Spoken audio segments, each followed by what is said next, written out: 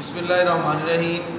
ہم نے میں نے کل ایک بات کی تھی، عمومی طور پر اردو لیکچرشپ کا ٹیسٹ آ رہا ہے، تو خواتین و حضرات سارے آپ لوگ ہمارے عزیز ہیں جو بھی اس ویڈیو کو سنیں گے، اور خاص طور پر وہ کلاس جو ہمارے ساتھ آن لائن بھی چلتی رہی، اور ہمارے دوست نما جتنے شاگرد کہہ لیں یا بھائی کہہ لیں یا جو کولیگز ہیں وہ بھی سارے، آج جو میں بات کرنا چاہ رہا ہوں وہ میں بنیادی طور پر فوکس کرنا چاہ رہا ہوں کلاسیکل جو روایت ہے ہماری اردو کی دکن میں خاص طور پر، اور اس کے بعد تھوڑا سا دلی کو بھی ٹچ کریں گے۔ تو سب سے پہلے میں 2-3 بنیادی باتیں آپ کو بتا دوں کہ جو ضروری کتابیں ہیں، اب دن کیونکہ 10-12 رہ گئے، تو میں کوشش کروں گا کہ اس طرح کے لیکچرز کے ذریعے آپ کو سارا کورس ریوائز کروں، جس میں بڑی بریف باتیں کروں۔ کل والی ویڈیو میں نے اوورآل ویو دیا تھا کہ تیاری کو کیسے چلانا ہے۔ آج پہلی بات تو یہ ہے کہ یہ 4-5 کتابیں بڑے ضروری ہیں، آپ کلید اردو سے محاورے اور دیگر چیزیں جو ہیں وہ کر سکتے ہیں۔ اور جو اس کے بعد بٹی برادرز کی کتاب ہے، کاروان والوں کی ہے، اردو ادب کی معروضی تاریخ ہے ڈاکٹر سبینہ ریاض کی، اور ڈاکٹر احتشام حسین کی کتاب ہے ایک اردو ادب کی تاریخ پر، جو آؤٹ آف پرنٹ ہے، آپ کو اس کی PDF ریختہ سے مل جائے گی۔ اب ہمارے پاس یہ وقت نہیں ہے کہ آپ تفصیل میں جائیں، ویسے ڈاکٹر سلیم اختر صاحب کی مختصر تاریخ، ڈاکٹر تبسم کشمیری صاحب کی کتاب، یہ ساری کتابیں پڑھنی چاہیے تھی، لیکن اب وقت گزر گیا، اب آپ لوگ MCQs پر فوکس کریں۔ آج جو یہ کتابیں پڑھنے کے ساتھ آج جو میں چیز ڈسکس کرنا چاہ رہا ہوں، اردو ویسے تو بہت وسیع ہے بھائی، اس کی وسعتیں کہاں دکن، کہاں حیدرآباد دکن، کہاں لکھنؤ، کہاں دلی، کہاں پنجاب، کراچی، یہ پورے برصغیر کی رابطے کی زبان ہے۔ لیکن میں کوشش کرتا ہوں کہ کچھ چیزیں آپ کو بتاؤں۔ یہ جو دکن ہے بھائی، اس کے بارے میں خلجی اور تغلق کے حملے جب ہوئے اور گولکنڈہ کی بجائے حیدرآباد دکن کا نیا شہر بسایا گیا قطب شاہی دور میں، قطب شاہی دور میں حیدرآباد دکن کو بسایا گیا، اور وہاں پر سب سے پہلی جو روایت ملتی ہے، اور اس کو آپ نے بڑا پکا بھی کرنا ہے، بندہ نواز گیسو دراز مراج العاشقین۔ ایک بات ذہن میں رکھیے کہ جو صوفیاء تھے ان کی وجہ سے ہی اردو پروان چڑھا، ان کی وجہ سے ہی اردو کا سلسلہ آگے بڑھا۔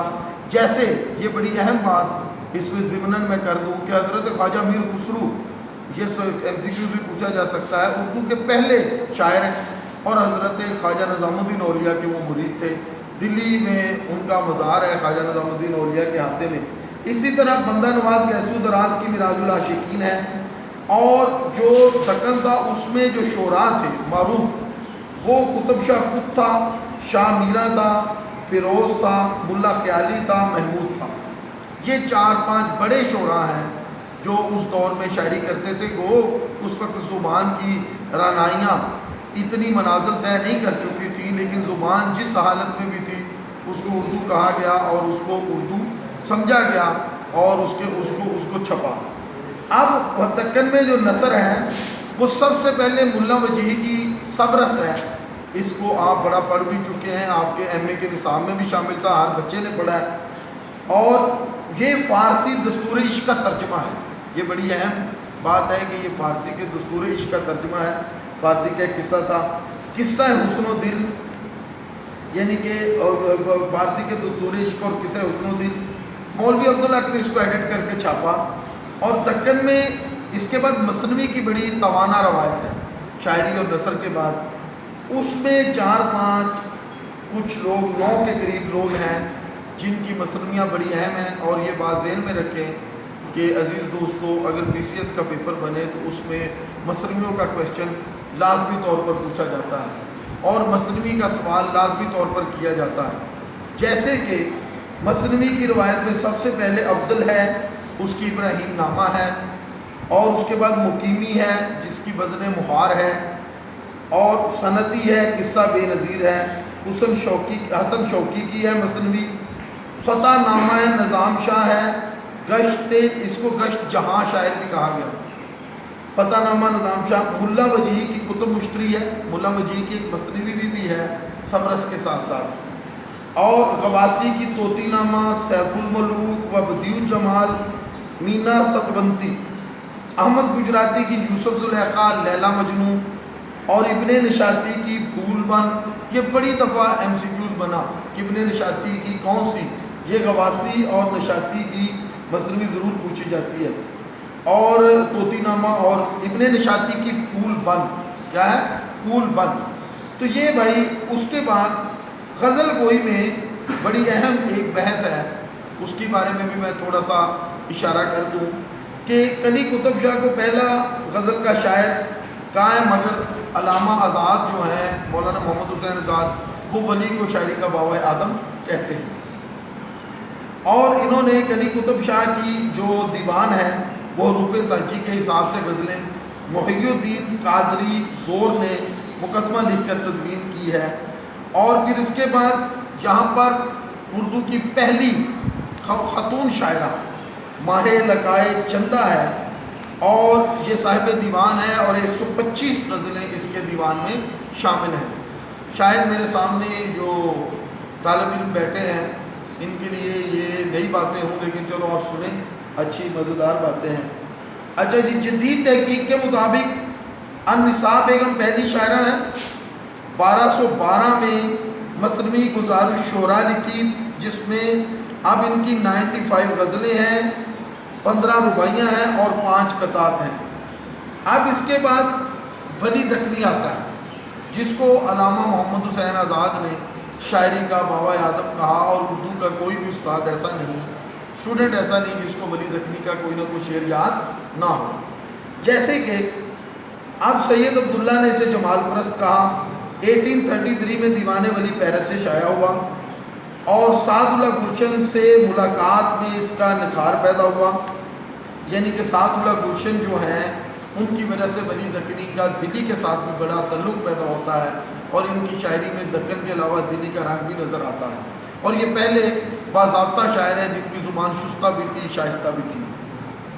اب سراج اورنگ آبادی ہیں، ان کا دیوان ہے، 5000 اشعار اس دیوان میں شامل ہیں.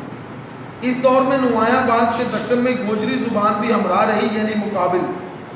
اب اس کے بعد دکن کے پیرڈر ایک دبستان جو اردو پر سب سے زیادہ چھایا رہا، جس کی اردو میں سب سے زیادہ پہچان تھی. آج میں کوشش کروں گا کہ دکن اور دلی کو تھوڑا سا حصہ لیا جائے. تو اس میں شمالی ہند میں اردو دلی مرکز بنا، یعنی کہ دہلی اردو زبان کا وہ مرکز ہے جس کی متانت، جس کے وقار کو میر تقی میر، مومن، خالد، صوف، مصفی جیسے شعراء نے وقار بخشا، دوام بخشا. اور دہلی پوری دنیا میں آج تو شاید اس طرح کا نہ ہو، لیکن قیام پاکستان سے پہلے تک وہ دنیا کا سب سے بڑا اردو کا مرکز تھا، اور آج بھی اس کے بچے کچے آثار اردو کے دلی میں ہی ہیں. اب اس کو شمالی ہند میں اردو دہلی مرکز بنا.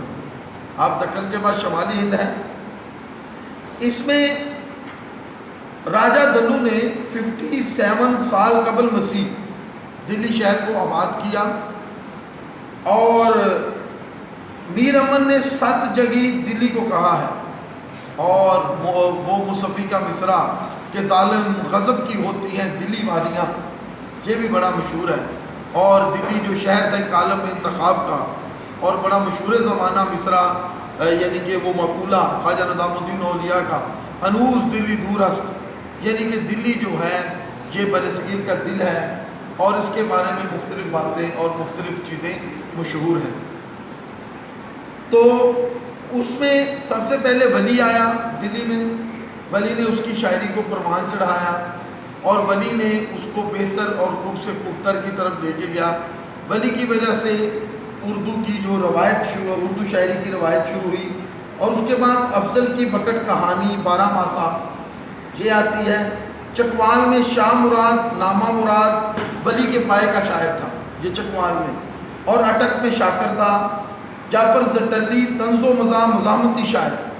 جعفر زٹلی کو تو تسبیح باندھ کے بادشاہ نے سزا بھی دی تھی. مزاحم پہلا اردو کا مزاحمتی شاعر ہے، اور مہنگائی پر شعر لکھے اشوب نگار ہے. رشید حسن کے بقول پہلا اشوب نگار ہے.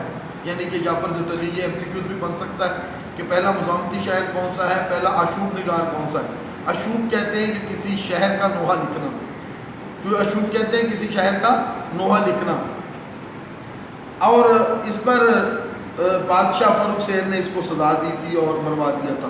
اس کے بعد فائز دہلوی ہے، مسعود حسن رضوی نے کلیات فائز مرتب کی، لذت النساء ہے، خانِ آرزو ہے جس کی لسانی مہارت بڑی اہم ہے اور 32 کے قریب ان کی تصانیف ہے، 32 کے قریب۔ اب یہ اردو میں اس کے ایک پیرل میر سے لے کے مرزا داغ دہلوی تک کی روایت بھی ہے۔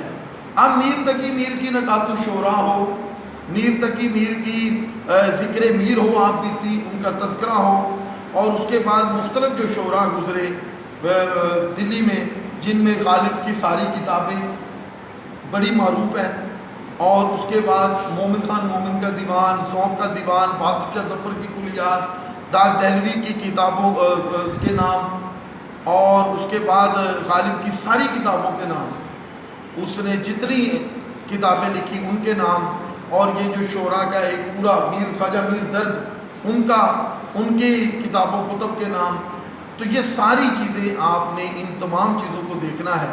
تو عزیزان محترم، آج ہم اسی بات پہ اختتام کرتے ہیں کہ شمالی ہند، دکن، اس کا میں نے ایک ریویو دیا، میر سے لے کے داغ تک کے تمام شعراء۔ اب کوئی بھی پیپر بنانے والا کبھی بھی پی سی ایس کا پیپر میر، غالب، ذوق، مومن ان کے بغیر نہیں بنا سکتا، کیونکہ یہ اردو ادب کے شاہکار شاعر ہیں اور دلی کی توانا روایات کے امین ہیں۔ وہ روایت جو میر تقی میر سے شروع ہوئی اور داغ دہلوی تک آئی، یہ روایت آج تک رواں دواں ہے۔ اب میر کی آپ بیتی، میر کے تذکرے اور اس کے بعد غالب کی کتب، ان کو آپ نے دیکھنا ہے بڑے اچھے طریقے سے۔ میں ان کی تفصیل میں نہیں جانا چاہ رہا، بڑی آسان ہے۔ آپ ان کو دیوان غالب کس نے ایڈٹ کیا اور دیوان غالب کو کس نے چھاپا، نسخہ حمیدیہ کیا ہے وہ، اور خاص طور پر غالب کی پہلی غزل کون سی ہے، پہلی غزل کا پہلا شعر کون سا ہے، نقش فریادی ہے، اچھا جی، تو کس کی شوقیت تحریر کا، یہ آپ نے ان تمام چیزوں کو دیکھنا ہے۔ تو انشاءاللہ تعالیٰ نیکسٹ جو ہمارا ہوگا وہ آگے ہم الہام گوئی کی تحریک اور علی گڑھ کی طرف جائیں گے، علی گڑھ تحریک کی طرف جائیں گے۔ میں نے بڑے مختصر انداز میں آپ کو یہ بتانے کی کوشش کی، لکھنؤ دبستان لکھنؤ بھی آئے گا، لیکن انشاءاللہ تعالیٰ وہ باقی باتیں کل یا پرسوں کی ویڈیو میں آئیں گی۔ بہت شکریہ، خوش رہیے اور آپ بھرپور تیاری کیجیے۔ Best of look.